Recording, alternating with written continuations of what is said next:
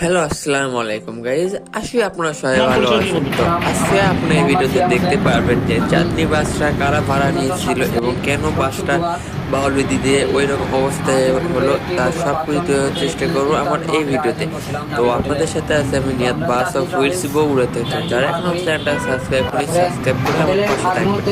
তো এখন যে ভিডিও দেখতে পাচ্ছেন এরাই সেই তিনজন ব্যক্তি যারা সেই চাঁদনি বাসটি ভাড়া নিয়েছিল। তো আমি আর বেশি কথা বলবো না, আপনার ভিডিও দেখতে থাকি এবং আপনার মতামত জানাতে পারেন। আপনি চাঁদনি ট্রাভেলস রিজার্ভ নিয়েছিলেন কি জন্য? আপনার নাম বলবেন, নাম পরিচয় দিয়ে বলুন। নাম আমার মোহাম্মদ সিয়াম হোসেন। আমি বিগত 27 তারিখ রোজ শুক্রবার এই আমাদের গ্রুপের একটি বগুড়া 5 জন গ্রুপের একটি ইফতার মাহফিলের আয়োজন করছিলাম নাবিল হোটেলে। তো আমরা চাঁদনি ট্রাভেলস গাড়িটি ভাড়া করি।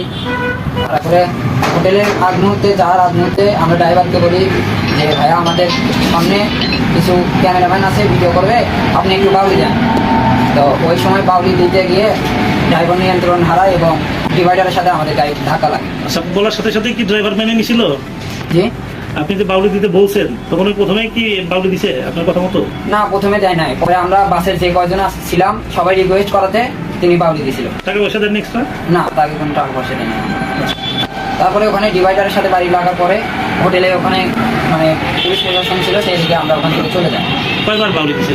বাউলি প্রথমে আমরা একবার ঢুকছিলাম, পরে আবার ক্যামেরাম্যান শুট করার জন্য দ্বিতীয়বার আবার ঘুরে এসে আবার বাউলি দেয়। দুইবার বাউলি দেওয়া হয়েছে। এই অ্যাক্সিডেন্টের কারণে মালিক পক্ষ কোনো দায় না। মালিক পক্ষ জানতো না যে আমরা গাড়ি নিয়ে গিয়ে এসব করব, আর আমরা এর সাথে মালিক পক্ষের কোনো দোষ নেই, সব দোষ আমাদের। আচ্ছা, ভিতরে যে যাত্রীগুলো আমরা দেখতে পাচ্ছিলাম ভিডিওতে, ওগুলো কারা? ওরা বাস লাগা আমাদের এই গ্রুপেরই লোকজন। ওরাই সবকিছু করতে বলছে। তোমাদের গ্রুপের নাম কি? বগুড়া 5 জন।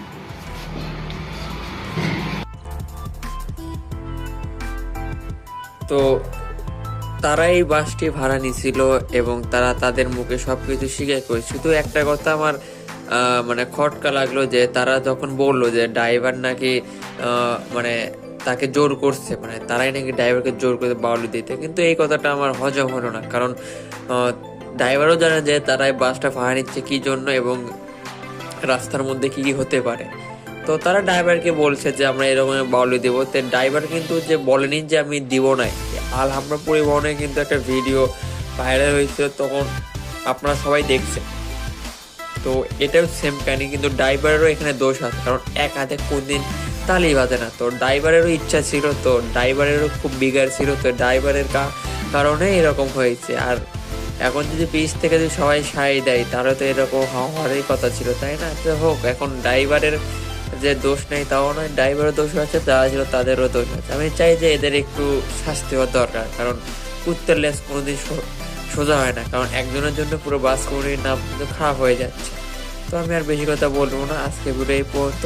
পরবর্তী কোনো ভিডিওতে আপনাদের সাথে দেখা হবে ইনশাআল্লাহ। তখন ভালো থাকবেন, আল্লাহ হাফেজ।